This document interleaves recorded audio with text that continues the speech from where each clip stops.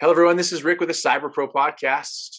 5 questions in about 9 minutes because hackers never sleep. And today I have Mike Jones. Mike Jones, tell us who you are and what you do.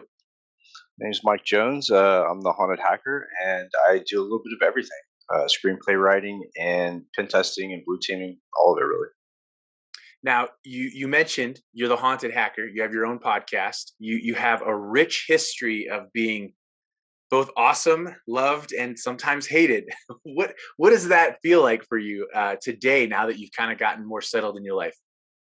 It's fantastic, actually, because I learned from a couple of people in the industry is that when you start to get hated, you're doing something right. Usually, the higher you go, the more slack you get. So I'm okay with it.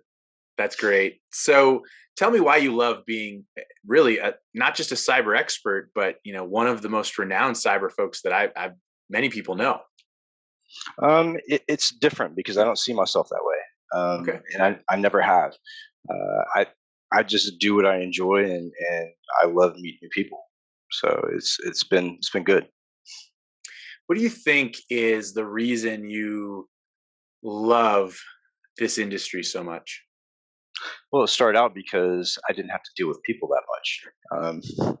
But as the industry grew and it became more popular, then I really enjoyed seeing people come into the industry and learn new things and become somebody else, like pen testers or blue teamers. See that excitement. That's what really got me into it.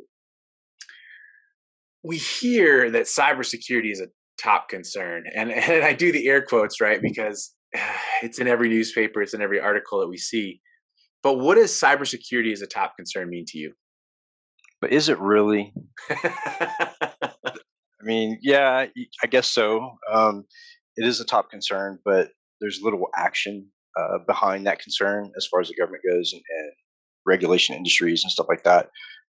But I think as an industry, we're getting better, but we still have a long way to go.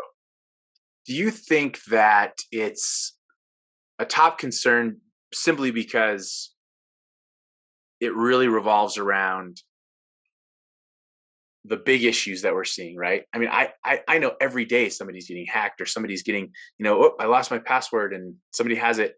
But we hear the big ones, right? We hear the ransomware ones. We hear the utilities companies getting blasted. I mean, is it because of that? Is there a better way to look at it? Well, I don't think we see all of it. There are critical infrastructure attacks that go on that are considered a matter of national security, where we'll never hear about it. But I think that since everything is moved to the internet and media has become so quick at putting out information, that it's a culmination of all those factors, I think. So, with your experience, what piece of insight do you want to share with the community?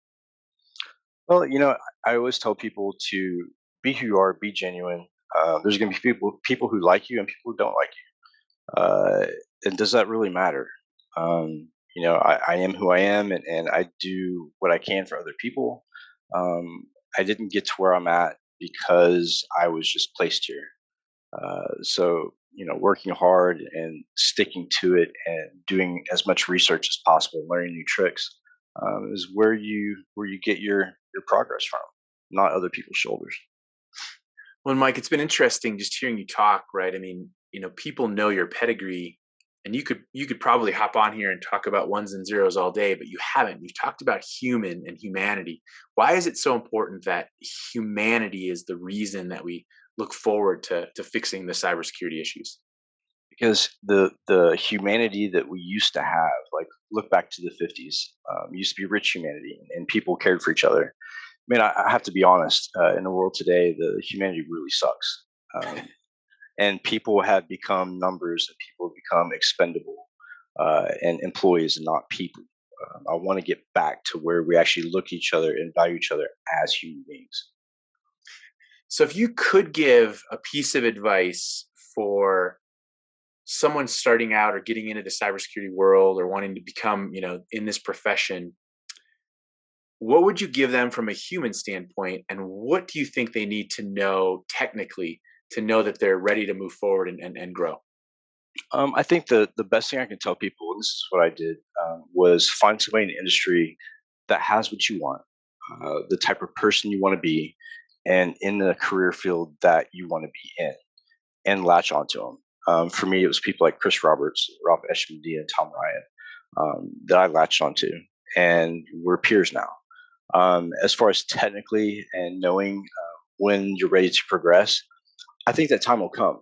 When you interview for a job, let's say for pen testing, they make it very evident when you're ready to have that job or not, because you can either answer the questions or you can't. But don't lie to yourself. Make sure that you're solid on what you know, and just be honest about it. No, that's great. That's great insight. What's your favorite piece of retro technology that makes you smile? Anything 8-bit. I love retro games. I love Commodore 64s. I love anything that doesn't look like a movie. Mike, thank you for being on the Cyber Pro podcast. Absolutely. My pleasure. Thanks for watching the Cyber Pro podcast. You rock. Check us out.